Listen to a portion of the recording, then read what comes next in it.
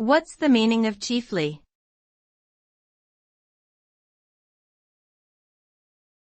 Chiefly.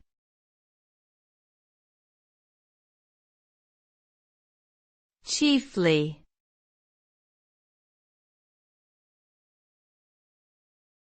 Chiefly.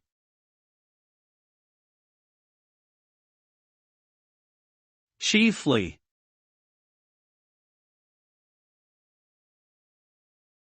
The word chiefly is an adverb that means mainly or primarily. When used in a sentence, it indicates that the majority or most important part of something is being referred to. For example, the book is chiefly about the author's childhood means that the main focus of the book is on the author's childhood. This word emphasizes the primary or dominant aspect of something, often at the expense of other less significant details.